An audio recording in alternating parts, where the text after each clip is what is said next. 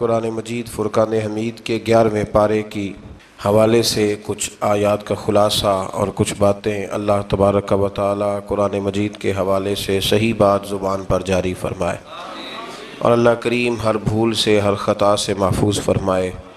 اور یہ بھی دعا فرمائیں کہ رمضان کا جو دوسرا عشرہ آج شروع ہو رہا ہے، اللہ تبارک و تعالی اسے ہمارے لیے باعث خیر و برکت فرمائے۔ 11ویں پارے کے مضامین جو ہیں، اس پارے کے شروع میں اللہ تعالیٰ نے نبی کریم صلی اللہ علیہ وسلم کو غیب کی خبر پر مطلع فرمایا ہے کہ جب آپ سفر جہاد سے واپس مدینہ طیبہ پہنچیں گے تو بغیر کسی عذر کے جہاد سے پیچھے رہنے والے منافقین جھوٹی قسمیں کھا کھا کے اپنا عذر بیان کریں گے۔ کہا محبوب آپ جائیں گے نا تو جو منافق ہے نا وہ جھوٹی قسمیں کھائیں گے۔ اللہ تعالیٰ نے فرمایا کہ آپ ان سے کہہ دیں کہ بہانے بنانے کی ضرورت نہیں ہے، اللہ تعالیٰ ہمیں تمہارے حالات سے مطلع فرما دیا ہے۔ یہ واقعہ غزوہ تبوک سے پیچھے رہ جانے والوں کا ہے، جو لوگ غزوہ تبوک سے پیچھے رہ گئے تھے منافقین، ان کی بات ہو رہی۔ اللہ تعالیٰ نے فرمایا کہ آپ ان سے صرف نظر کریں، یہ ناپاک لوگ ہیں، محبوب آپ زیادہ توجہ ہی نہ دیں ان پر، اس لیے کہ ان کا ٹھکانہ جہنم ہے، آپ توجہ ہی نہ کریں، رہنے دیں۔ آیت نمبر 98 میں عرب کے دیہاتی لوگوں کے دو طبقات کا بیان ہے، ایک وہ جو اللہ کی راہ میں خرچ کرنے کو تاوان سمجھتے تھے، تو یہ تو ٹیکس ہے، اور مسلمانوں پر برے دن آنے کے منتظر رہتے تھے، اور دوسرے وہ لوگ ہیں کہ جو اسے اللہ تعالیٰ کی رضا اور نبی پاک صلی اللہ علیہ وسلم کی نیک دعاؤں کا ذریعہ سمجھتے تھے کہ اگر اللہ کی راہ میں خرچ کریں گے تو اللہ راضی ہوگا اور حضور کی دعا ہمیں نصیب ہوگی۔ تو آیت نمبر 100 میں اللہ تعالیٰ نے ایمان لانے میں پہل کرنے والے مہاجرین اور انصار اور نیکی کے ساتھ ان کی پیروی کرنے والے، یہ بھی ضرور ذہن میں رکھیں کہ انصار اور مہاجرین جو پہلے ایمان لائے اور پھر جن لوگوں نے نیکی کے ساتھ ان صحابہ کی پیروی کی، ان لوگوں کو اللہ تعالیٰ نے اپنی رضامندی کی سند عطا فرمائی ہے، اور فرمایا ان کے لیے جنت کی دائمی نعمتیں ہیں۔ آیت نمبر 103 میں فرمایا رسول مسلمانوں کے مال سے زکوٰۃ لے لیجئے اور اس کے ذریعے انہیں پاک کر دیجئے، ان سے زکوٰۃ لے لیں اور زکوٰۃ کے ذریعے انہیں پاک کر دیں۔ اور اگلے لفظ بڑے شاندار ہیں، ہر لفظ ہی شاندار ہے لیکن ترتیب دیکھیے، فرمایا وَصَلِّ عَلَيْهِمْ، زکوٰۃ لے لیں، انہیں پاک کر دیں اور ان کے لیے آپ دعا فرما دیں۔ اللہ کہہ رہا ہے محبوب ان کے لیے اِنَّ صَلَاتَكَ، بے شک جو آپ کی دعا ہے ان کے لیے، فرمایا سَكَنٌ لَهُمْ، یہ آپ کی دعا ان کے دل کے سکون کا باعث بنے گی، آپ کی دعا ان کے لیے سکون کا، واللہ سمیع علیم، اور اللہ سننے والا بھی ہے اور جاننے والا بھی ہے۔ آیت نمبر 107 میں مسجد درار کا ذکر ہے۔ منافقین نے نا مسجد قباء کے پاس ایک نئی مسجد بنا لی تھی، مسجد درار، اور نبی پاک صلی اللہ علیہ وسلم کی بارگاہ میں حاضر ہو کے عرض کرنے لگے یا رسول اللہ صلی اللہ علیہ وسلم تشریف لائیں اور ہماری مسجد کا افتتاح کر دیں۔ قرآن مجید پڑھ رہا ہوں، سورہ توبہ آیت نمبر 107۔ تو یہ جو لفظ میں اور آپ بول دیتے ہیں مسجد ہی ہے نا جی، مسجد ہی ہے نا، مولانا آپ مسجد سے روک رہے ہیں، مسجد ہی تو ہے۔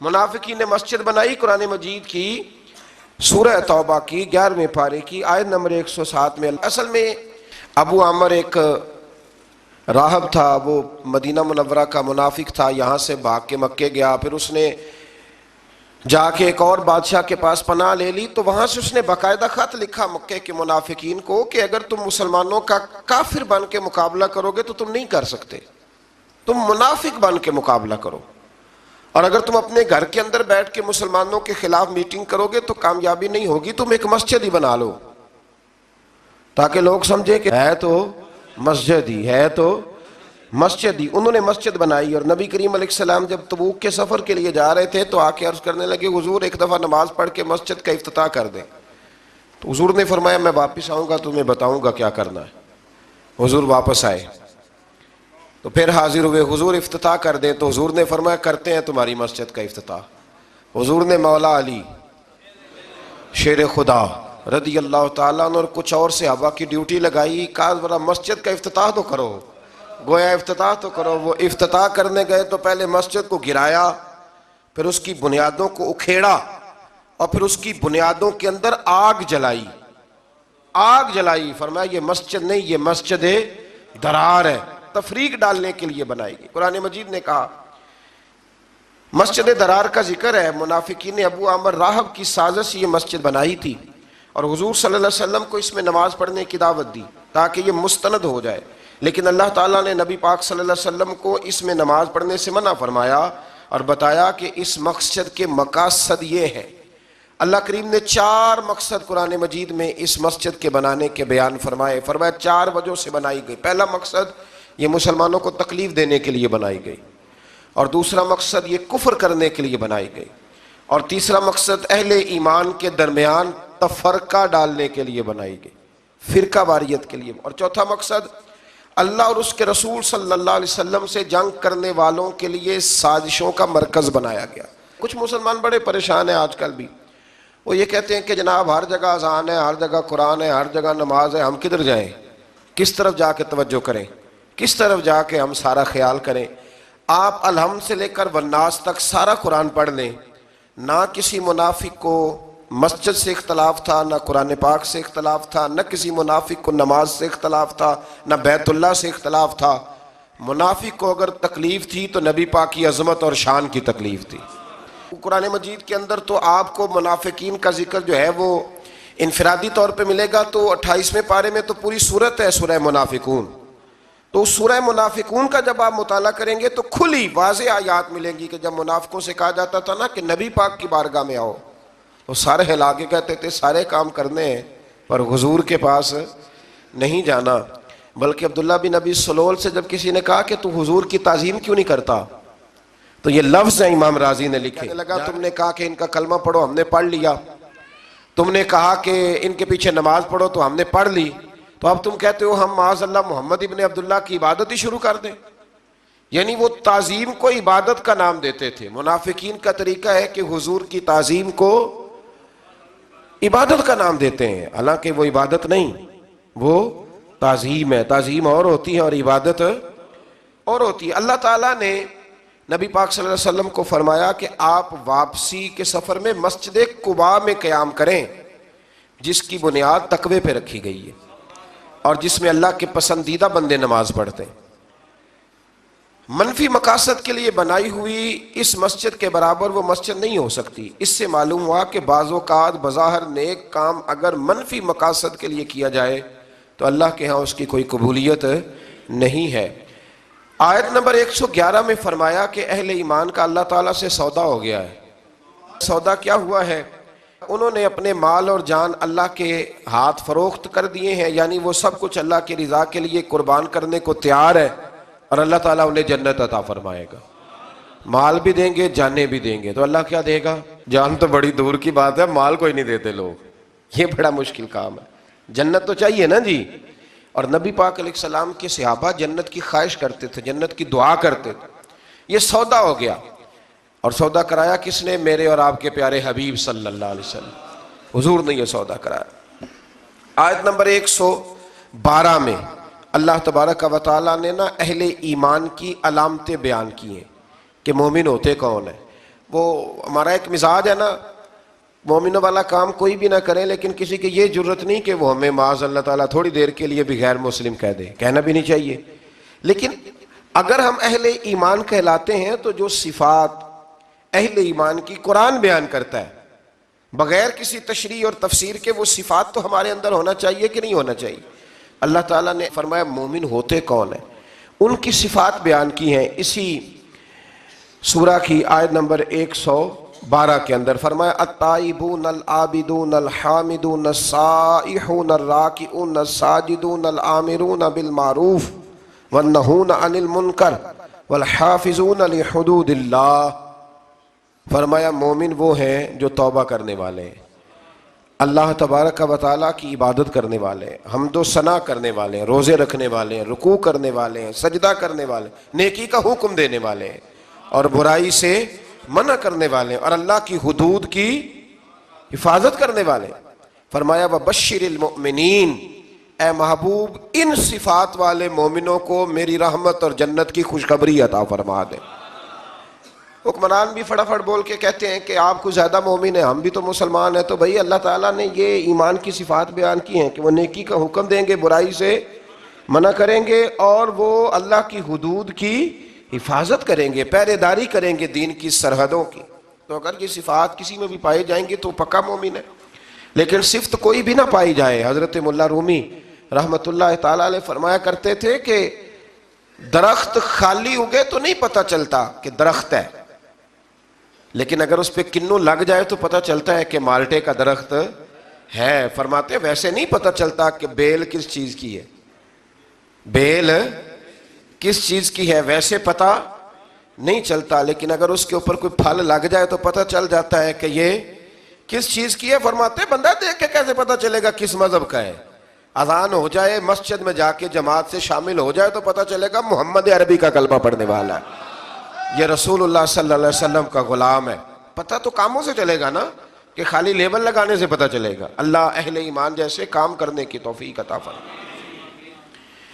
اسی سورہ مبارکہ کی آیت نمبر 118 میں غزوہ تبوک سے پیچھے رہنے والے 3 صحابہ حضرت کعب بن مالک، ہلال بن امیہ اور مرارہ بن ربیع رضی اللہ تعالیٰ عنہ، یہ 3 پیچھے رہ گئے.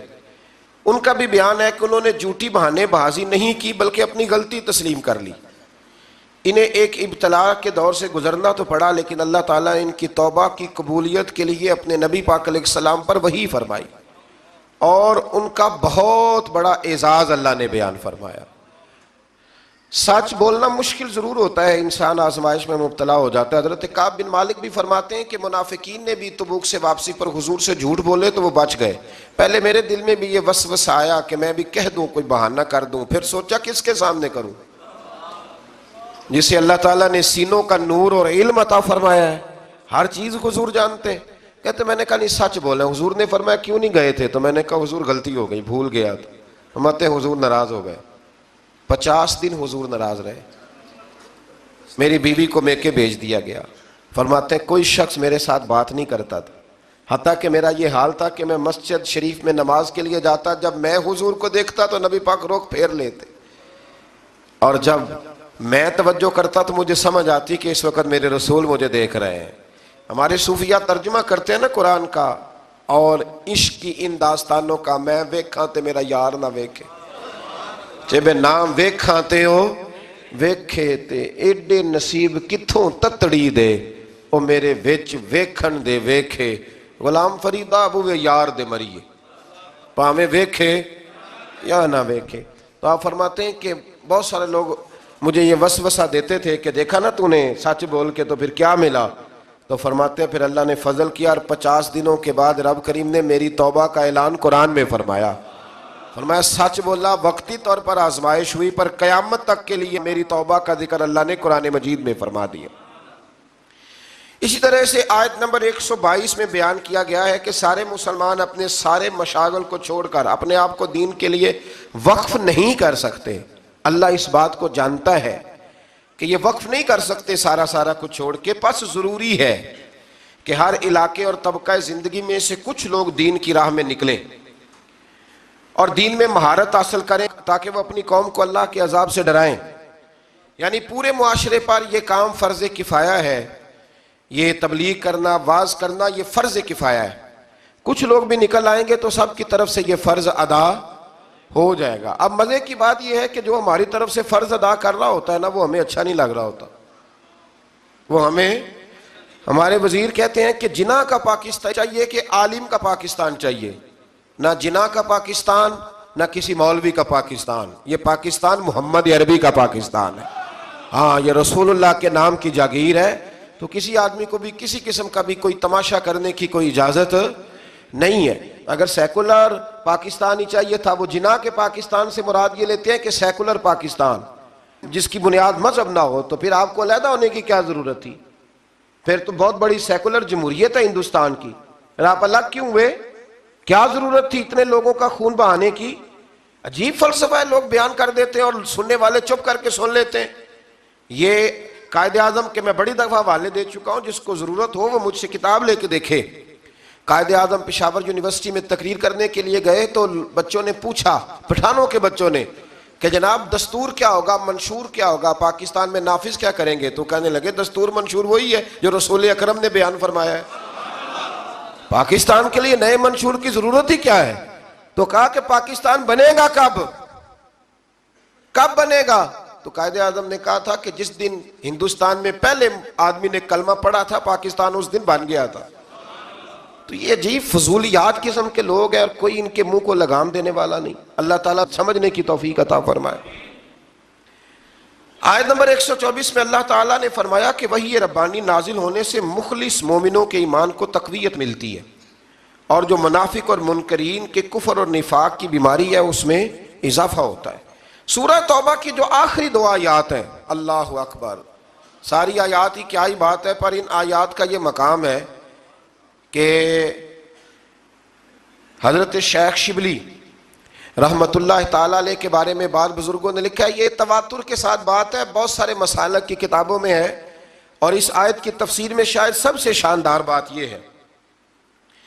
کچھ بزرگ کہتے ہیں کہ ہم نے خواب کیا دیکھا کہ نبی کریم علیہ السلام کی ہمیں زیارت نصیب ہوئی۔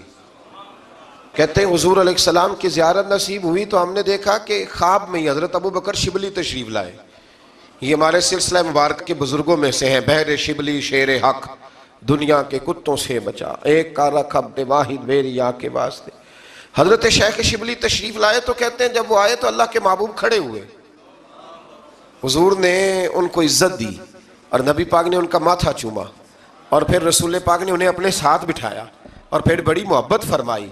تو کسی نے حضرت شیخ شبلی رحمت اللہ تعالیٰ علیہ سے دریافت کیا، بلکہ اسی دوران ہی کسی نے پوچھا کہ اتنی زیادہ محبت، تو فرمایا جب بھی یہ میرا ذکر کرتا ہے نا تو سورہ توبہ کی آخری دو آیتیں بھی پڑھتا ہے اور مجھ پر 3 بار درود پاک بھی پڑھتا ہے۔ تو وہ آخری دو آیات کیا ہے؟ لَقَدْ جَاءَكُمْ رَسُولٌ مِّنْ أَنفُسِكُمْ عَزِيزٌ عَلَيْهِ مَا عَنِتُّمْ حَرِيصٌ عَلَيْكُمْ بِالْمُؤْمِنِينَ رَءُوفٌ رَحِيمٌ۔ فرمایا بے شک تشریف لائے تمہارے پاس تمہیں میں سے ایک رسول، تمہارا مشقت میں پڑھنا میرے نبی پر گراں گزرتا ہے، مشقت میں تم پڑھتے ہو، تکلیف میرے رسول کو ہوتی ہے۔ اور ارشاد فرمایا جا رہا ہے عزیز علیہ ما عنتم حریص علیکم، فرمایا وہ تمہاری بھلائی چاہنے میں جلدی کرتے ہیں، بالمؤمنین رؤوف الرحیم، وہ مومنوں پہ رؤوف بھی ہیں اور رحیم بھی ہیں۔ 20 آپ کو حدیثیں ملیں گی کتب احادیث میں کہ نبی کریم علیہ السلام نے فرمایا میرا دل چاہتا تھا کہ عشاء کی نماز دیر تک لمبی کر دوں، تہجد تک اس نماز کو پڑھاؤں، پر تمہیں تکلیف ہوگی لہذا میں نماز لمبی نہیں کرتا۔ فرمایا میرا دل کرتا تھا ہر وضو کے ساتھ مسواک ضروری قرار دے دوں، تمہیں تکلیف ہوگی لہذا میں ضروری قرار نہیں دیتا۔ بلکہ ایک حدیث تو ایسی ہے سیاستہ میں کہ اس حدیث پر رکنے کو دل کرتا ہے، رکنے کو دل کرتا ہے کہ نبی کریم صلی اللہ علیہ وسلم نے فرمایا میں نماز پڑھا رہا ہوتا ہوں تو میرا دل کرتا ہے کہ میں لمبی نماز پڑھاؤں، پھر میرے دل میں خیال آتا ہے کہ پیچھے بیمار بھی ہوں گے، بوڑھے بھی ہوں گے، بچے بھی ہوں گے، نماز اللہ کی اور خیال امت کا۔ تو حضور فرماتے ہیں کہ میں نماز مختصر کر دیتا ہوں اور تمہاری تکلیف کا خیال کرتا ہوں۔ فرمایا فَإِن تَوَلَّوْا، پھر اگر وہ منہ پھیریں، فَقُلْ حَسْبِيَ اللَّهُ، تو آپ فرمائیں کہ ہمارے لیے اللہ ہی کافی ہے۔ اگر یہ محبوب آپ سے منہ موڑ لیں کافر منافق تو آپ کہیں کہ ہمارے لیے اللہ ہی کافی ہے، لا الہ الا ہو، اس کے سوا کوئی عبادت کے لائق نہیں، علیہ توکلت، ہم اسی پر بھروسہ کرتے ہیں، وَهُوَ رَبُّ الْعَرْشِ الْعَظِيمِ، اور وہی عرش عظیم کا مالک۔ سورہ یونس مکی سورت ہے، اس سے آگے سورہ یونس شروع ہوتی ہے۔ اس سورت کی آیت نمبر 1 سے لے کر 4 میں قرآن مجید کی حقانیت، نبی کریم علیہ السلام کی رسالت، مومنین کے لیے اجر آخرت، زمین و آسمان کی پیدائش، اللہ کی طرف لوٹ کر جانے اور اللہ کے اذن کے بغیر شفاعت کے نام مقبول ہونے اور صرف اسی کی عبادت کرنے اور انکار کی صورت میں عذاب علیم کا اللہ نے ذکر فرمایا۔ آیت نمبر 5 میں بتایا کہ اللہ تعالیٰ نے سورج کو روشنی دینے والا بنایا ہے اور چاند کو روشن بنایا ہے اور اس کی منزلیں مقرر کی ہیں تاکہ سالوں کا حساب ہو سکے۔ مزید فرمایا کہ گردش لیل و نہار میں اور زمین و آسمان کی پیدائش میں اہل تقوی کے لیے اللہ کی قدرت کی نشانیاں ہیں۔ آیت نمبر 11 میں بتایا کہ لوگ دنیا کے مفادات طلب کرنے میں جلدی کرتے ہیں۔ رب اپنے بندوں کے حالات کو جانتا ہے نا، ویسے یہ آیت کتنی قریب تر ہے۔ فرمایا لوگ دنیا کے مفادات طلب کرنے میں جلدی کرتے ہیں، اگر اللہ تعالیٰ ان کی بدعمالیوں کی سزا میں بھی اتنی ہی جلدی فرمائے تو ان کی موت جلد آ جائے، لیکن انہیں مہلت دی جاتی ہے۔ اگلی آیت میں انسان کی فطری خود غرضی کو بیان کیا کہ جب کوئی تکلیف پہنچتی ہے تو وہ کھڑے بیٹھے اور پہلوؤں کے بل حالت میں دعا کرتا ہے، یا اللہ شفا، یا اللہ بچا، کرتے ہیں کہ نہیں کرتے؟ اور فرمایا لیکن جب مصیبت ٹل جاتی ہے تو رب کو فراموش کر دیتا ہے۔ یہ خود غرضی ہے۔ آیت نمبر 13 میں گزشتہ امتوں کے رسولوں پر ایمان نہ لانے اور ظلم کرنے کے سبب ان کے ہلاکت کا بیان فرمایا، اور یہ کہ اب ہم نے تم کو ان کے بعد زمین میں ان کا جانشین بنایا ہے تاکہ ہم ظاہر کریں کہ تم کیسے عمل کرتے ہو۔ اللہ نے پچھلی ساری قوموں کا ذکر فرما کے امت مسلمہ کو فرمایا کہ اب تم ان کے جانشین بن کے آئے، پتہ چلے گا تم کیسے عمل کرتے ہو۔ آیت نمبر 15 میں بتایا کہ منکرین آخرت کے سامنے جب آیات قرآنی کی تلاوت کی جاتی ہے تو وہ کہتے ہیں کہ آپ اس کے علاوہ کوئی اور قرآن لے آئیں، اللہ اکبر، یا اس کو تبدیل کر دیں۔ تو اللہ تعالیٰ نے فرمایا کہ اے رسول صلی اللہ تعالی علیہ وسلم آپ ان سے کہہ دیں کہ مجھے اپنی طرف سے اس میں تبدیلی کا اختیار نہیں ہے، میں تو صرف وحی ربانی کی پیروی کرتا ہوں۔ رسول اللہ صلی اللہ علیہ وسلم نے فرمایا میں نے تمہارے درمیان اپنی عمر کا بڑا حصہ گزارا ہے، فقد لبثت فیکم عمرا من قبلہ افلا تعقلون، میں نے تمہارے درمیان عمر کا بڑا حصہ گزارا ہے، کیا تم سمجھتے نہیں؟ یعنی اس 40 سالہ زندگی میں تم نے میرے قول و قرار میں، کردار میں کوئی جھول یا کوئی نقص دیکھا ہے تو بتاؤ۔ فرمایا میں قرآن اپنی طرف سے نہیں لاتا کہ تبدیلی کر لوں، یہ میرے رب کی طرف سے آیا ہے۔ اللہ کی باتیں، اللہ کے طریقے تبدیل نہیں ہوتے۔ آیت نمبر 18 میں فرمایا کہ مشرک اللہ کو چھوڑ کر ایسے باطل معبودوں کو پوجتے ہیں جو انہیں نفع نقصان پہنچانے کی طاقت نہیں رکھتے، اور وہ کہتے ہیں کہ یہ اللہ کے پاس ہماری سفارش کرنے والے ہیں۔ یہاں یہ امر پیش نظر رہے کہ مشرکوں کے بت اور تمام معبودان باطلہ من دون اللہ ہیں، جبکہ رسول اللہ صلی اللہ علیہ وسلم، انبیاء کرام اور اللہ تعالیٰ کے مقرب بندے اللہ کے اذن سے اس کی بارگاہ میں شفاعت کریں گے۔ من دون اللہ وہ ہیں جو اللہ کے علاوہ ہیں، یہ من دون اللہ نہیں، یہ تو رسول اللہ ہے، یہ من دون اللہ نہیں، یہ تو اولیاء اللہ ہے۔ اولیاء اللہ کا کیا معنی ہے؟ اللہ کے دوست، من دون اللہ نہیں۔ لوگ کہتے ہیں یہاں ولی کوئی کام نہیں آ سکتے، ولی تو قیامت میں بھی کام آئیں گے۔ آپ کو درجنوں حدیثیں ملیں گی، حضور نے فرمایا قیامت کے دن سب سے پہلے انبیاء اللہ کی بارگاہ میں سفارش کریں گے، پھر شہداء کریں گے، اور پھر علماء کریں گے۔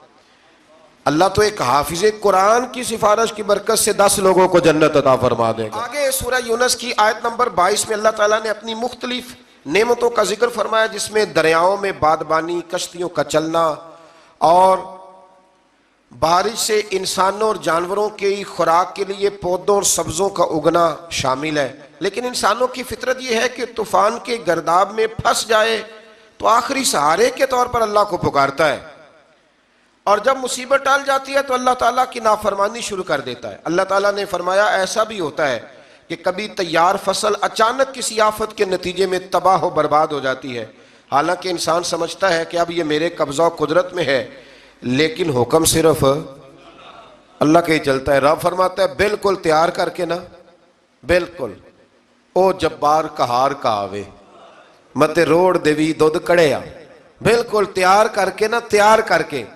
آپ نے دیکھے نا بھینس کو پالا کس لیے کہ دودھ ملے گا، چارہ کس لیے ڈالا کہ دودھ ملے گا، صبح گئے اس کو چارہ ڈالنے کس لیے کہ دودھ ملے گا، پھر محنت کر کے دودھ دھویا اور پھر گھر تک آ گیا، لیکن وہ جبار کہار کا آوے متے روڑ دیوی دودھ کڑیا، پینے دے نہ پینے دے یہ اس کے قبضہ ہو قدرت میں۔ آیت نمبر 26 میں بتایا کہ قیامت کے روز نیک اعمال کرنے والوں کو بہترین جزا ملے گی، اور برائی کا ارتکاب کرنے والوں کے چہرے سیاہ ہو جائیں گے معاذ اللہ۔ آیت نمبر 28 میں قیامت کے دن مشرکین اور ان کے معبودوں کے درمیان پھوٹ پڑنے اور معبودوں کو ان کی عبادت سے بے خبری کا ذکر فرمایا گیا۔ آیت نمبر 31 میں بتایا کہ اگر ان مشرکوں سے پوچھا جائے کہ زمین و آسمان سے روزی کون عطا کرتا ہے؟ حیات و موت کس کے قبضہ و قدرت میں؟ اور نظام کائنات کو کون چلاتا ہے؟ تو کہیں گے اللہ، لیکن براہ راست پھر بھی راہ راست سے بھٹک جاتے ہیں۔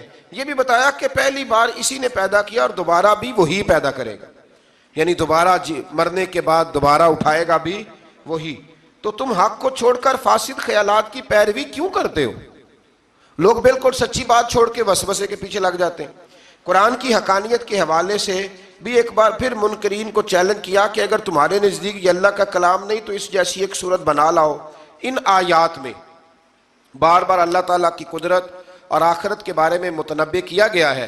اللہ تعالیٰ نے رسول اللہ صلی اللہ علیہ وسلم کو فرمایا کہ آپ ان سے کہہ دیں کہ تم لوگ جو مطالبہ کرتے ہو نا عذاب کا، تو اللہ تمہاری جلد بازی کی وجہ سے اپنے فیصلے نہیں بدلتا۔ میں اپنی ذات کے لیے ذاتی طور پر نفع نقصان کا اختیار نہیں رکھتا مگر اسی کا جو اللہ چاہے۔ ہر امت کے لیے ایک وقت مقرر ہے، اور جب وہ وقت مقرر آ جائے گا تو ایک گھڑی کی تقدیم اور تاخیر نہیں ہو سکتی۔ اور فرمایا کیا تم لوگ ایمان لانے کے لیے عذاب الہی کا انتظار کر رہے ہو کہ پہلے تمہیں عذاب دکھایا جائے کہ نہ مانو گے تو سزا ملے گی پھر ایمان لاؤ گے؟ اللہ اکبر۔ تو فرمایا اس وقت پھر تمہارا ایمان لانا مقبول نہیں ہوگا، اور عذاب الہی کو کوئی دھمکی نہیں بلکہ حقیقت ہے۔ اور آخرت کی مشکل گھڑی کی طرف متوجہ کرتے ہوئے فرمایا جس شخص نے اپنے اوپر بد اعمالیوں کی وجہ سے ظلم کر رکھا ہے تو قیامت کے دن اگر ساری دولت اس کے قبضے میں آ جائے اور اس کو اپنے گناہوں کے فدیے کے طور پر دینے کے لیے تیار ہو جائے گا، لیکن وہاں یہ دنیاوی مال و دولت اس کے کسی کام نہیں آئے گا۔ آیت نمبر 41 تا 44 میں فرمایا کہ ان میں سے بعض لوگ اپنے کو سنتے ہیں اور بعض دیکھتے ہیں، لیکن دل کے کانوں سے نہیں سنتے اور نہ دل کی آنکھوں سے دیکھتے ہیں، ان کا دیکھنا سننا بے فائدہ ہے۔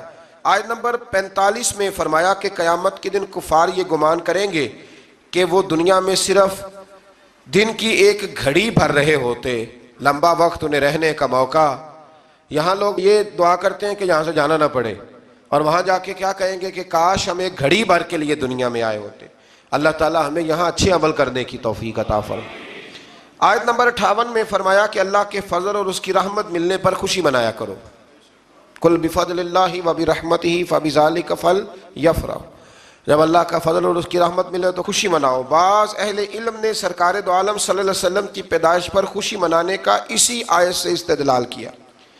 آیت نمبر 59 میں کفار کے حلال و حرام کے خود ساختہ فیصلوں کو اللہ کی طرف منسوب کرنے کی مذمت کی گئی ہے۔ اس کے بعد اللہ تعالیٰ کے علم کے متعلق غلط فہمی میں مبتلا لوگوں کو غلط فہمی کا ازالہ کرتے ہوئے فرمایا کہ تمہارا کوئی عمل اور زمین و آسمان میں کوئی ذرہ یا اس سے چھوٹی یا بڑی چیز اللہ کے علم سے باہر یا پوشیدہ، کوئی چیز پوشیدہ، یہ مسلمان کا اگر نظریہ پک جائے نا کہ ہر چیز اللہ کی نظر میں ہے تو پھر کیمرے لگانے کی کوئی ضرورت نہیں ہے، پھر سڑکوں پر ہمیں پولیس والے کھڑے کرنے کی کوئی ضرورت اگر یہ بن جائے نظریہ۔ آیت میں اولیاء اللہ کی شان بیان کی، فرمایا الا ان اولیاء اللہ لا خوف علیہم ولا هم یحزنون، فرمایا خبردار بے شک اللہ کے ولیوں کو نہ کوئی خوف ہے اور نہ وہ غمگین ہوں گے۔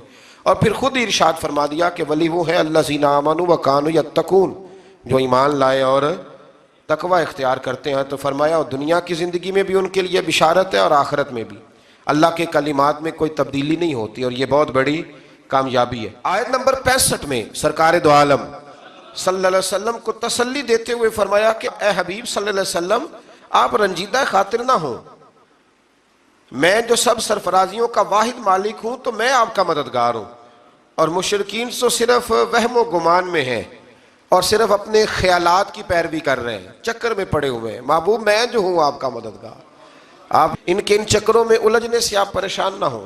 آیت نمبر 68 میں فرمایا کہ ان منکروں نے کہا کہ اللہ نے بیٹا بنا لیا ہے، اللہ تعالیٰ اس سے پاک ہے اور آسمانوں اور زمین میں جو کچھ بھی ہے وہ اس سے بے نیاز ہے، تو کیا اس باطل دعوے کی ان کے پاس کوئی دلیل ہے؟ آیت نمبر 71 سے لے کر تقریباً 90 تک اللہ تعالیٰ نے حضرت نوح علیہ السلام کا اور ان کی قوم کا ذکر فرمایا، اور حضرت موسیٰ علیہ السلام کا جادوگروں کا جو واقعہ پچھلے سپاروں میں ہم دیکھ آئے ہیں اس کو اللہ تبارک و تعالیٰ نے بیان فرمایا ہے، اور پھر سے بنی اسرائیل والوں کو یہ بات یاد دلائی ہے کہ تم اللہ کی نافرمانی کرنے والی قوم۔ آیت نمبر 90 سے بیان کیا کہ ہم نے بنی اسرائیل کو سلامتی کے ساتھ سمندر پار کرا دیا تھا، اور فرعون اور اس کے لشکر عداوت اور سرکشی میں ان کے تعاقب میں آئے، یہاں تک کہ جب سمندر میں غرق ہونے لگے تو فرعون نے کہا میں اس ہستی پر ایمان لایا جس پر بنی اسرائیل والے ایمان، جب غوطے لگے نا چار تو کہنے لگا میں ایمان لایا، جس کے سوا کوئی عبادت کے مستحق نہیں اور میں مسلمانوں میں سے ہوں۔ حدیث پاک میں ہے کہ اللہ تعالیٰ عین موت کے وقت اور غرغرے کی کیفیت طاری ہونے سے پہلے پہلے اپنے بندے کی توبہ قبول فرما لیتا ہے، پہلے پہلے اللہ توبہ، لیکن اللہ نے یہ تو نہیں نہ بتایا کہ موت کا وقت کب آئے گا، اس لیے ہر وقت توبہ کرتے ہی رہنا چاہیے۔ لیکن اس مرحلے پر توبہ قبول نہیں ہوتی کہ جب انسان غوطے کھانے لگے تو پھر وہ کہے کہ ہاں اب میں توبہ کرتا ہوں۔ اسی طرح سے کچھ لوگ، مولانا رومی رحمۃ اللہ علیہ فرماتے ہیں کہ وہ بھیڑیا بہت ضعیف ہو گیا تھا، تو ایک دن اس کے پاس لومڑی بیٹھی تھی تو ایک بکری آئی، تو لومڑی کہنے لگی بھیڑیے سے کہ وہ شکار آیا ہے، بادشاہ آؤ، تو کہنے لگا نہیں اب میں نے توبہ کر لی ہے، اب میں شکار نہیں کرتا، میں نیک ہو گیا ہوں۔ تو لومڑی بڑا تیز جانور ہے، کہنے لگی نہیں تو نے توبہ نہیں کی، اب تجھ سے بھاگا ہی نہیں جاتا، اب تجھ سے شکار پکڑا ہی نہیں جاتا، اب تو نے توبہ نہیں کی، اب تیری ویسے ہی توبہ ہو گئی ہے، تو نے توبہ نہیں کی تو اسی لیے در جوانی توبہ کردن شیوائے پیغمبری۔ اللہ سمجھنے کی توفیق عطا فرمائے۔ اللہ تعالیٰ نے فرعون کو فرمایا کہ آج ہم تیرے بے جان جسم کو بچا لیں گے تاکہ تم بعد میں آنے والوں کے لیے نشان عبرت بنے رہو۔ قرآن کا یہ معجزہ آج بھی سچا ہے، مصر کہ فرعون کی لاش آج بھی موجود ہے۔ اس کے بعد بنی اسرائیل کی آزادی، ان کے رزق میں فراخی اور ان کے آپس میں اختلافات کا ذکر ہے۔ آیت نمبر 96 میں اللہ تعالیٰ فرماتا ہے کہ جن پر اللہ کے عذاب کا فیصلہ صادر ہو چکا ہو وہ ایمان سے محروم رہتے ہیں، خواہ ان کے پاس ساری نشانیاں آ جائیں۔ سورہ یونس کی آخری آیات میں بیان ہوا کہ سرکش قوموں میں صرف قوم یونس ہی ایسی تھی جو عذاب الہی آنے سے پہلے ایمان لیا۔ یہ بھی بڑا قابل غور فکر ہے، اس پر مفسرین نے بڑا کچھ لکھا ہے۔ کچھ نے لکھا ہے کہ عذاب بالکل آ گیا تھا سامنے، جب کالے بادل دیکھے تو سجدے میں گر گئے، یا جیسے بھی، لیکن ایک بات طے ہے کہ عذاب آنے سے پہلے پہلے مان گئے۔ گویا رب کریم نے فرمایا ایسا نہیں کہ پچھلے سارے ہی نافرمان تھے، کچھ ایسے بھی ہیں جنہیں اللہ کے فضل سے توفیق ایمان نصیب ہوئی ہے، انہوں نے توبہ کی، اللہ تعالیٰ نے انہیں دنیا میں رسوا کن عذاب سے نجات دی۔ اس کی ساری تفصیل جو ہے وہ کتب سیرت میں موجود ہے کہ اللہ تبارک و تعالیٰ نے ان کی اس معذرت کو قبول فرمایا۔ دعا فرمائیں اللہ تعالیٰ ہم سب کو ایمان پر ثابت قدم فرمائے، اور اللہ تبارک و تعالیٰ وقت آنے سے قبل سچی کھری اور پکی توبہ کی توفیق دے۔ آیت نمبر 104 میں اللہ تعالیٰ نے نبی پاک صلی اللہ علیہ وسلم سے فرمایا کہ آپ کفار مکہ سے کہہ دیں کہ اگر تمہیں میرے دین میں کچھ شک ہے تو میں کسی بھی صورتحال میں تمہارے باطل معبودوں کی عبادت نہیں کروں گا، بلکہ میں اس اللہ کی عبادت کروں گا جو تمہاری روحیں قبض کرتا ہے، یعنی جس کے قبضہ و قدرت میں تمہاری جان ہے۔ اللہ تعالیٰ نے فرمایا کہ اللہ تعالیٰ کے سوا کسی ایسے باطل معبود کی عبادت نہ کرو جو تمہارے نفع اور نقصان پر قادر نہ ہو، اگر بالفرض کسے باشد کوئی ایسا کرے تو ضرور وہ ظالموں میں سے ہوگا۔ جو ان لوگوں کی عبادت کرے وہ کون ہوگا؟ تو جو پوجا پاٹ کرے ہندوؤں کی دیوالی پہ جا کے سیاسی لیڈر، وہ پھر کون ہوگا؟ ظالموں میں سے جو کرے۔ اور میں بڑی وضاحت کے ساتھ ایک دفعہ اس بات کو تفصیل سے بیان کر چکا ہوں کہ عقیدہ توحید کے معاملے میں ہمارے لیڈروں میں بڑی واضح کمزوری آئی ہے، اور بعض یہ جاہل شاعر اور بعض یہ ملنگ طبقہ جو نیا آیا ہے بڑی تباہی ہے، کہتے ہیں جی سارے اسی کو پکارتے ہیں، جی سارے روپ اللہ کی، یہ کہتے ہیں نا لفظ، کتنے جاہل ہیں۔ وہ پاگلو، اگر سارے روپ اللہ کے ہی ہوتے تو پھر نبی پاک کس کے خلاف جہاد کرتے رہے؟ اگر سارے کسی نہ کسی رنگ میں اسی کو پکارتے تھے تو پھر ٹھیک تھا، بت پکارنے والا بھی اسی کو پکار رہا تھا۔ کتنا جاہلانہ قول ہے۔ آپ نے تو حضور علیہ السلام کی ساری جد و جہد کو معاذ اللہ تعالیٰ ثم معاذ اللہ سبوتاز کر دیا۔ اسلام کا ایک ہی عقیدہ ہے، لا الہ الا محمد الرسول اللہ صلی اللہ علیہ، کوئی اللہ کے سوا عبادت کے لائق نہیں ہے۔ تو جو بھی جائے گا تھوڑا سا ہٹ کے وہ ظالموں میں سے ہوگا۔ آیت نمبر 107 نے فرمایا کہ ہر چیز اللہ تعالیٰ کی قدرت اور اختیار میں ہے، اگر وہ کسی کو تکلیف پہنچانا چاہے تو کوئی بچانے والا نہیں۔ اور اگر وہ کسی کے ساتھ بھلائی کا ارادہ کرے تو کوئی اس کے فضل کی راہ میں حائل ہو سکتا نہیں، اور وہ اپنے بندوں میں سے جس کو چاہتا ہے اپنے فضل سے نوازتا ہے، اور وہ بہت بخشنے والا اور مہربان ہے۔ اے رسول صلی اللہ علیہ وسلم کہہ دیجئے کہ تمہارے پاس تمہارے رب کی جانب سے حق آ چکا ہے، سو جس نے ہدایت کو اختیار کیا تو اسی کا فائدہ اسی کو پہنچے گا، اور جس نے گمراہی کو اختیار کیا تو اس کا وبال بھی اسی پہ آئے گا، اور میں تم پر کوئی جبر کرنے والا نہیں۔ آخری آیت میں اتباع وحی کرنے اور ایذائے کفار پر صبر کرنے کی تلقین کی گئی۔ آگے سورہ ہود شروع ہوتی ہے۔